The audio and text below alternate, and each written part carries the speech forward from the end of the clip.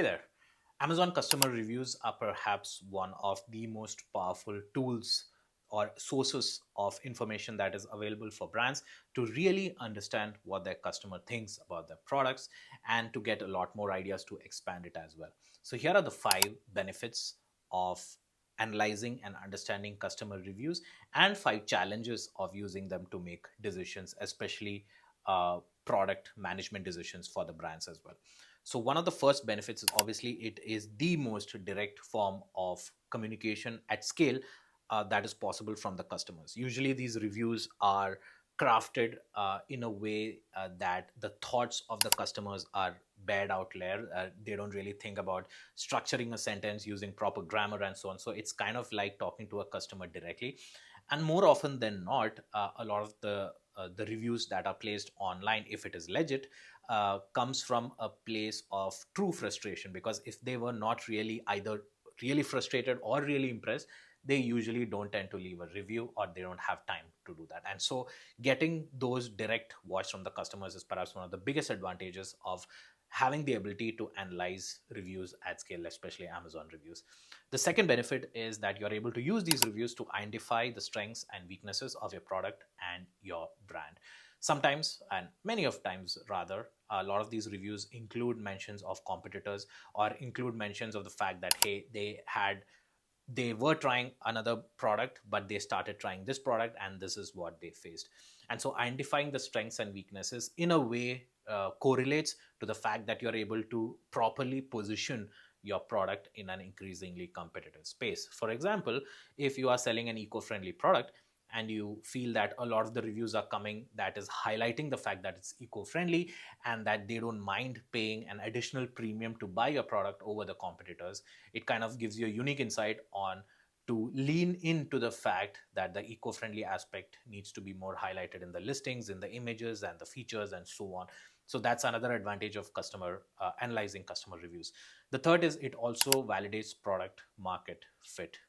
Like I mentioned in a previous video, it so happens more often than you think that the customers who you're targeting your products to may not be the actual customers who buy your product. You may be targeting to a younger audience, but in reality, a senior population who is or of consumers are the ones who are buying your product, and vice versa. It happens in different situations. And so getting these reviews, both positive and negative, can really validate the product market fit of the product that you're selling, the messaging, and also the people who are being targeted. And the fourth, perhaps a less talked about advantage of analyzing customer reviews, is that you can uncover new product extensions or new product opportunities. A lot of the reviews come to the fact that, hey, I wish this product included something, or hey, I wish this product came in a smaller packaging, or I wish this product did not have a particular scent involved. Whatever the case may be, I think reviews are a great source of information for R&D product research. And as you know, the a good way to succeed in the online space is to continuously introduce new SKUs, new variations, and give more options to the consumers based on the gaps that you identify in the market. And analyzing these customer reviews are perhaps the best way to analyze and understand those gaps in the market. And finally, the biggest benefit of analyzing customer reviews, it is the most cost effective market research that you can do. There are a lot of companies that have systems in place where you can share your product and they have a list of approved reviewers and you get product reviews based out of them. But it kind of feels that that system may be a little biased, because the approved set of reviewers have certain guidelines to go to, and maybe it's those products where these reviewers may not have bought organically, and so the thoughts that they are shared perhaps could be forced or biased in a way that may not be really useful for the brand. So analyzing again customer reviews, because they are leaving reviews for no incentives, they're leaving reviews because they really feel like they want to express themselves, that is the most cost effective way for market research. Now, having said all this, there are a few challenges in going full into making decisions just on these customer reviews. One of the challenges is data quality and bias. Amazon has had a problem of reviews that are coming in through black hat methods, through click farms, through competitors, and so on, either positive or negative. There have been a lot of issues, and a lot of companies have been sued by Amazon themselves for encouraging this kind of behavior where reviews are gotten either through a quid pro quo situation or through payments and so on. So it's not legit. And so when you do analyze the reviews of your competitors, it is important to keep in mind that maybe some of the reviews that the competitors have, especially from a while ago, may not be legit. So it's important to be aware. As a best practice, it's always good to put more weight in reviews that are more recent as opposed to reviews that are older, because the more recent reviews give a more realistic and a more real-time understanding of what the customers really think about yours or your competitor products. The second challenge is being able to uh, scalably analyze this vast amount of text. Now, thanks to large language models like ChatGPT and Claude and Grok and all these other large language models, it has become easier to analyze vast amounts of data, vast amounts of text, and derive insights out of it. But even so, it is important to know exactly what the right prompts need to be. It's important to know what data you hope to derive out of it, and not include your personal biases into analyzing the data and just look for things that you're looking for and not maybe things that are useful. And hence, Zena is currently developing a tool to be able to automatically ingest all these real-time reviews from competitors and your own brands, and giving useful insights on your listing, your positioning, and your brand almost on a daily basis to make it as robust as possible. But if you wish, you could manually download all the reviews, either scrape it through and put it through a LLM and ask for insights. But it should be a continuous process and not just a one-time thing, and hence that could be a challenge for a lot of the brands. The third is subjective interpretation. Now, again, we are humans. We have our lenses of biases in front of us.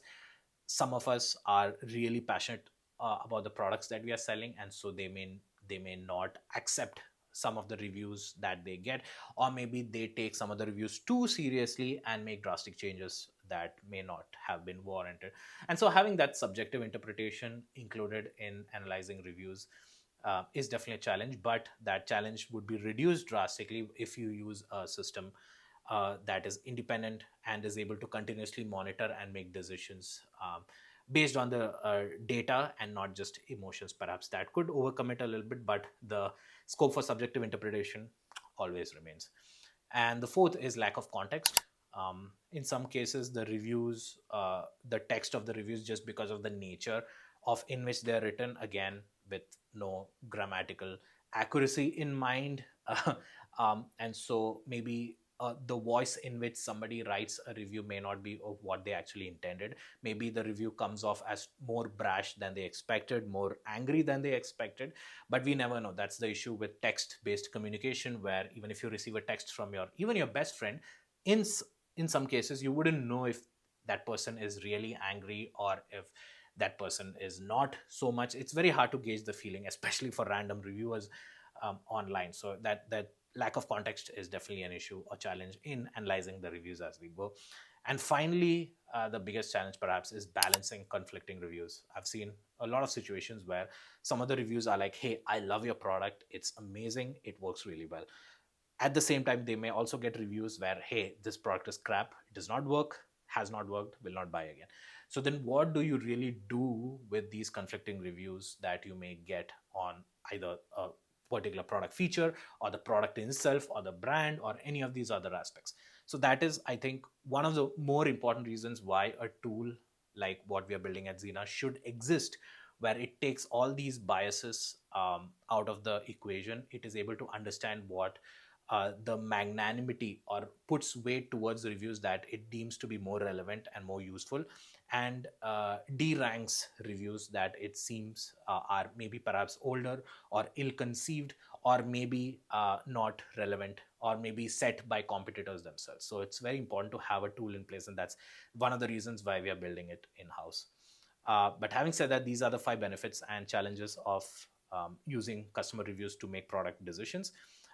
Bottom line, it is super important. Brands that are able to effectively tap into this constant stream of customer reviews for themselves and for their competitors would be well positioned to succeed, to make decisions that are based in data, that is based in direct voice of customers, that is never before been available. And so these are the different aspects of it. And as we go along, I have a feeling that we would be seeing more tools, more softwares out there that are able to do this level of analysis and give very highly valid recommendations for the brands to succeed in the online space.